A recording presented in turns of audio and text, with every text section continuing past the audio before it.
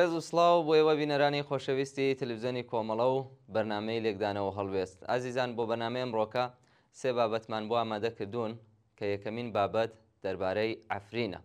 هەر بۆ گەزانن عەفرین لە مەترسیەکی گەورەدایە. ئەردۆغان ئەو شارە ڕادەستی شەرع ناکات.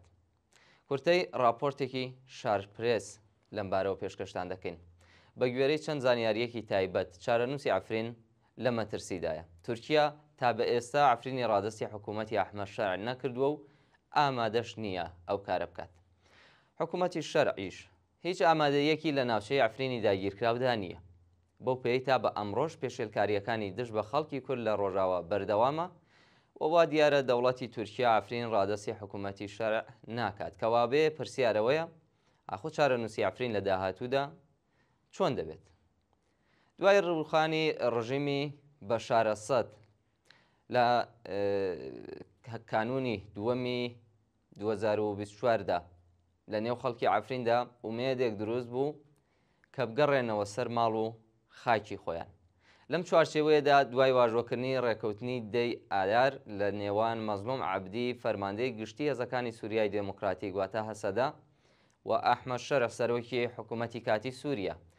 یەکێک لە خاڵەکانی ڕێکەوتنەکە ئەوە بوو کە خەڵکی عەفرین بگەڕێنەوە سەر زەویەکانی خۆیان و سەرجەم چەکدارەکانی ناو شارەکە بکشێنەوە و هێزە ئەمنیەکانی سەر بە حکوومەتی دمشق لەوێ جێگیر بکرێن.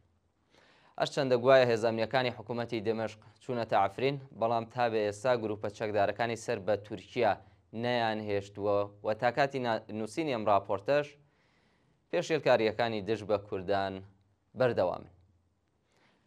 ئەو پرسیارەی ئێستا شەقامی کوردی دەیکات ئەوەیە کە بۆچی ڕێکەوتنی عەفرین جێبەجێ نەکرا و حکوومەتی دمشق ناتوانێت سەروەری لێوێ بنوێنێ.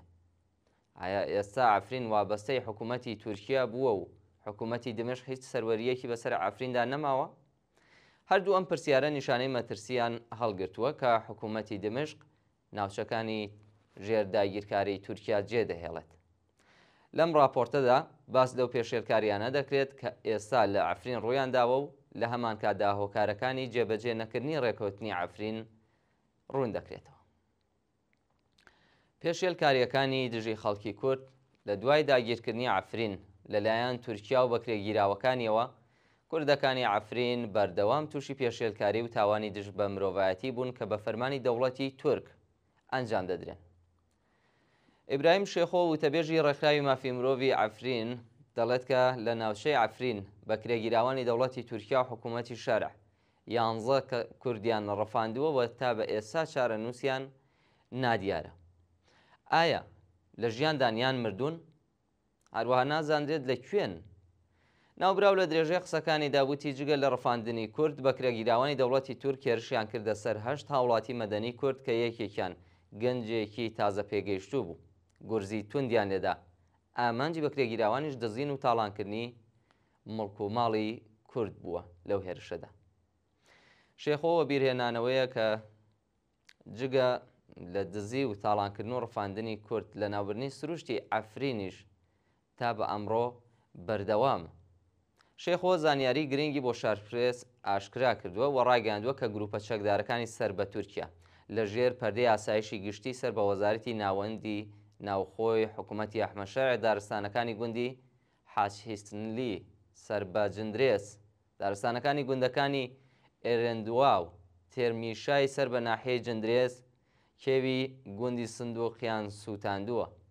هاوکات دارستانەکانی چیای قرێحبێلێ، گوندی دێروێش و گوندەکانی دیکەی ناحیەی ڕاجۆ و لە هەمان کاتدا دار و دارستانەکانیان دەبڕن و وەک داردەیان فرۆشتن و ئاگر لەو ناوچانەش بەردەن. ئیبراهیم شێخۆ ئەوەشی وتووە کە پێشێلکاریەکان دژی کورد لە ناوچە گوندنشینەکانی عەفرین و لە حەلەبیش بەردەوامن. لەو چوارچێوەیەدا گەنجێکی کورد لە گوندی تیل ئێران، پیرەپیاوێکی کورد لە گوندی کێڤن و گەنجێکی کورد لە زیندانی مەیدان لە حەلەب کوژراون.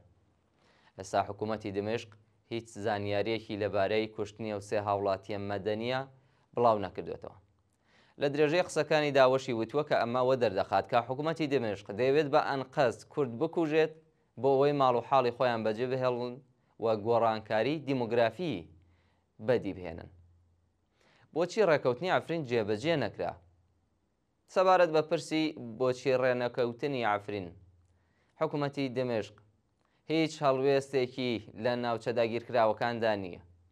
لەزگین ئیبراهیم توێژەر لە ناوەندی لێکۆڵینەوەی فورات هاوکاری ببورن هۆکاری جێبەجێ نەکردنی ڕێکەوتنی عەفرینی بۆ شارپرێز بەم شێوەیە ڕوون کردوێتەوە بۆ توێتی کە حکوومەتی کاتی دمێشق لە سەردەمی ئەحمەد شەرعدا ناتوانێت هەموو خاڵەکانی ڕێکەوتنی دەی ئادار جێبەجێ بکات، بە تایبەتی ئەو خاڵی پێیوەستە بە گەڕانەوەی ڕێکەوتنی عەفرین.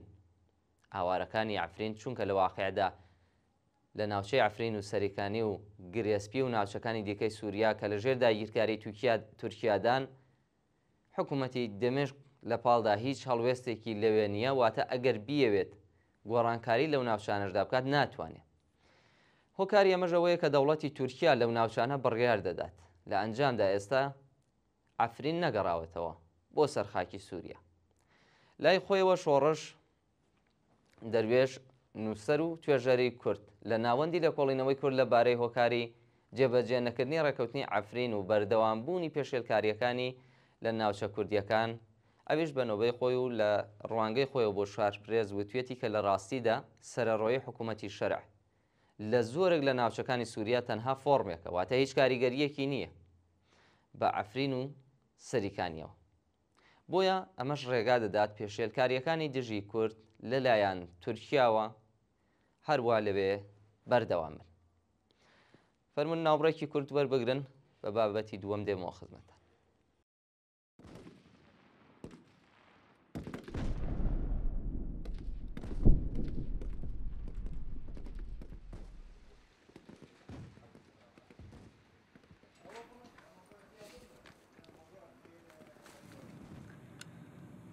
وای لمنه وای لمنه وای لمنه وای لمنه وای لمنه وای لمنه وای لمنه وای لمنه لمنه لدایم ولا زيرو دنا بادلي خدنا لبد بهم هي واخل من هي واخل من هي واخل من دما زيرو بر خدانا كوباني بكمل بس سر زمانه بقرنم نواحم وعالم وإنسانم آخ لمني واي لمني واي لمني واي لمني واي لمني لمني لدايم ولا زي شافي خد قرينم در دورا كوباني قرت يا مشي بدومانه شر جنگو قرانم دايرو دنگي تانگو توپانه بنا بارت راد به عرش لازمانم آخ لمني واي لمني واي لمني واي لمني واي لمني ولد ساکت چون خورته کردانه بسینگا خوبونه مرتاله بری تانگو توپانه آخ وای لمنه وای لمنه وای لمنه وای لمنه وای لمنه لمنه لدایم ولدایم از دینا خود دمه کلانه کوبانه حسری چاوی دای کانم دیرو قرنی کتگن آواز روز چوکالو پیرانه وای لمنیم حسری چاوی زارو کامکی چمی فراد کلانه کوبانه دهرکم آخ لمنه وای لمنه وای لمنه وای لمنه وای لمنه لمنه لدایم ولدای زیرو رابم بچلو چار زمانی بخوینه بده پسنی بر خدا ناصر زوریم دته دا فرماندار پیمانه بیاز در حوالا مورا خودی رو کارش دانیانم آخ لمنه لای لمنه وای لمنه لو لمنه وای لمنه لدایم ولدای رو دسا در دورا کوبانی فرمانه فرمانان امرتانم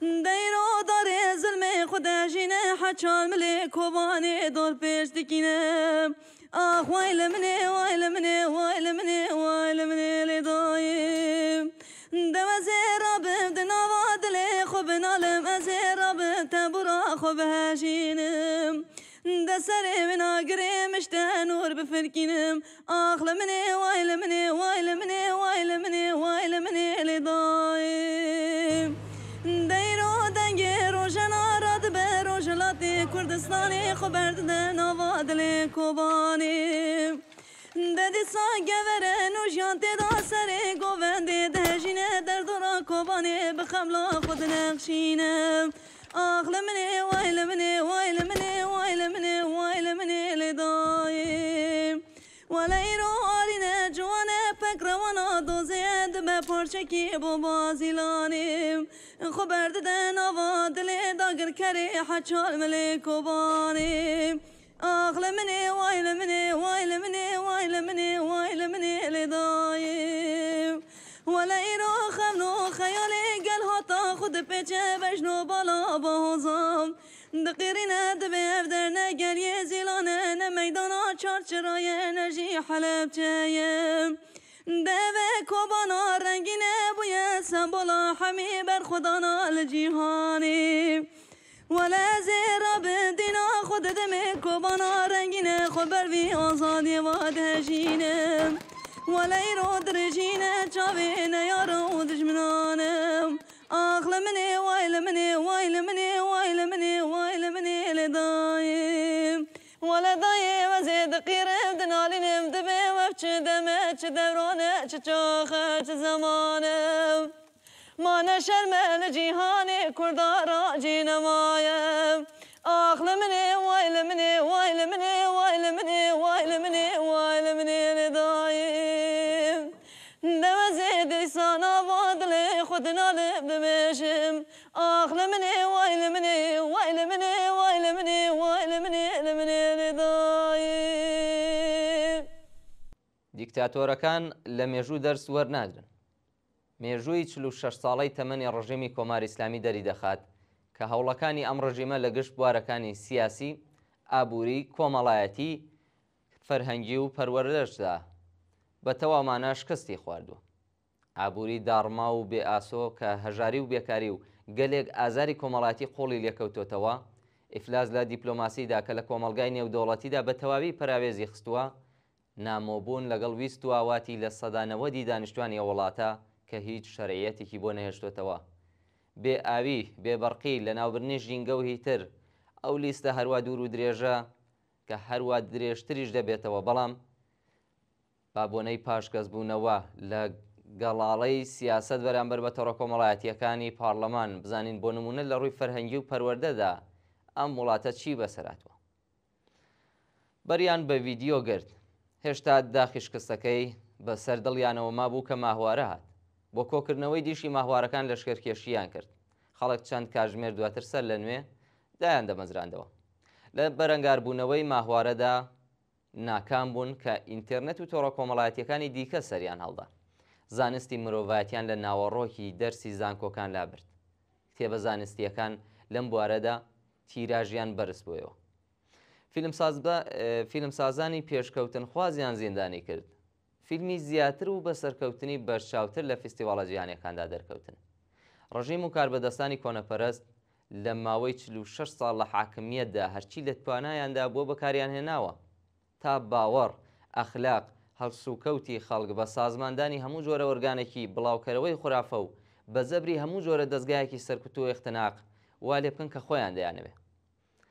حەوزە ئاخۆندیەکانیان لە هەموو جێگایەک پەرە پێدا تا خۆرافە بەرهەم بهێنن و بڵاوی بکەنەوە. وەزارەتی ئیتلاعات و ئێرشادیان ڕێکخستە هەموو شتێک بپشکنن و بەر بە بڵاوبوونەوەی بیر و بۆچوونی پێشکەوتن خوازانە بگرن.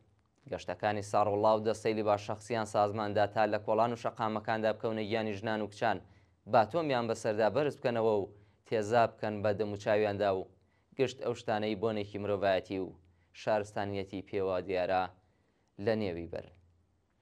ئەوان زیندان و ئەشکەنجەگاکانیان لە شەریفترین و شایستەترین ئینسانەکان ئاخنی و داری ئەعدامیان چەقاند و کۆمۆنیستەکان و تێکۆشەران و ناڕازیانیان لە سێدارەدا. بەناو شۆڕشی فەرهەنگیان وەڕێخست. دەرسەکانی علومی ئینسانیان لە زانکۆکاندا لابرد. لە حەوزە خوێندیەکاندا مەلایان نارد بۆ مەدرسەکان. کتێبی دەرسی منداڵانی 8 ساڵ و 9 ساڵیان لەسەر بنەمای جنسیەتی لێک جیا کردەوە.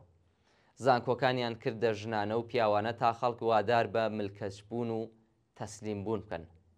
بەڵام بینیمان ئاکامەکەی چی بوو. ئەمڕۆکە ئەگەرچی لاوان ئێران لە سەرەتاییترین دەرفەتەکان بۆ چێژوەرگرتن لە دەورانی لاوی و گەشەکردنی تواناییەکانیان بێبەشن، بەڵام لە بەرامبەردا حدێقل تەسلیمی بارودۆخی مەوجود نەبوون و کۆنەپەرستی حاکم نەیتوانیوە ئەوان لە چوارچێوەی یاسا و سونەتە دواکەوتوەکاندا دیل بکات. ئاگری ئەم خۆڕاگریە لە 1001 دەربیجەوە سەری کێشاوەتە دەرێ. ڕژێمی کۆماری ئیسلامی بە خەرجکردنی بودجەیەکی زۆر بە بەکارهێنانی تونترین شێوەکانی سەرکوت بە پەرەدان بە سونەتەکانی پیا و سالارانە نەیتوانی و ئامانجە کۆنەپەرستانەکانی بەسەر لاوانی ئێراندا بسەپێنێ. شۆڕشی ژنجیان ئازادی بەشێکی زۆری پرۆژەکانیانی پوچەڵ کردەوە. ئەم ڕاستیەی تر وەک سەرەتایەکی لێ هاتووە کە دیکتاتۆرەکان و کۆنەپەرستان نەتەنیا دەرس لە مێژوو بەڵکو هەر وەکو لە ئێران دەیبینین تەنانەت دەرس لە ئەزمموی ژیانی خۆشیان وەرناگرن. هەر بۆیە وەکو هەموو ڕژیمە دیکتاتۆرەکان سەرنجام سەری خۆیان لەسەر پێداگری و کە لە ڕقی لە بەرامبەر گەشە و کامڵبوونی ڕاستیە سەرسەختە کۆمەڵایەتیەکاندا دادەنێن.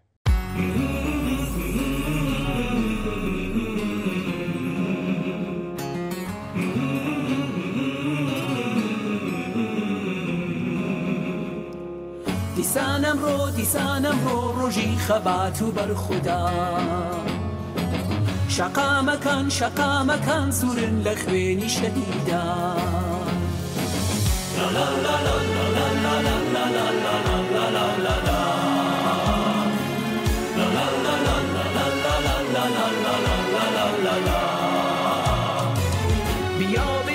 بیا بجنگ امروز برای آزادی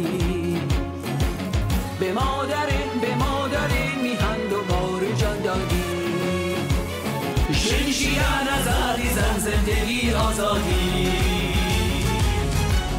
ژنجیان آزادی زن زندگی آزادی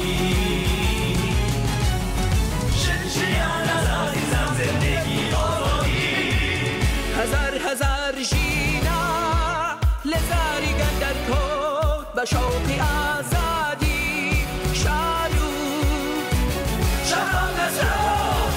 هاوپارکی ژێرگولەی لەوانی کوردستان هاواری بەڕێزی ئازادیان نەمان صدای زنجاویز خشم دیرینه به لرزه آورده بوته پر از کینه قیام یک نسل پر از غرور و شور توان دشمن را برده سوی گور ژنجیان آزادی زن زندگی آزادی ژنجیان آزادی زن زندگی آزادی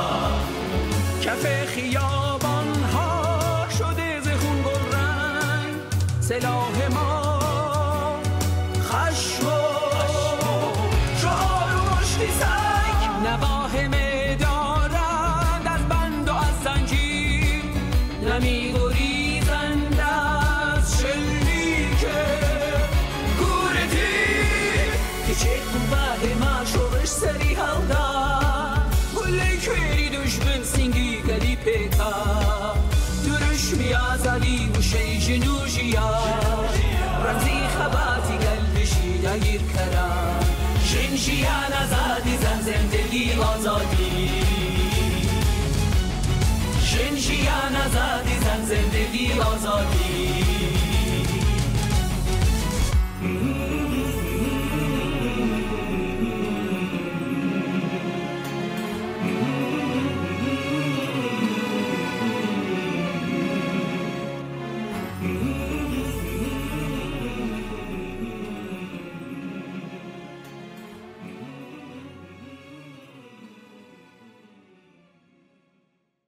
وڵی بینەرانی خۆشەویست کۆتابابەتی بەرنامەی ئەمڕۆمان دەربارەی چارەنووسی منداڵانی ئەو ئەفغانستانیانەیە کە لە ئێران دەمێننەوە.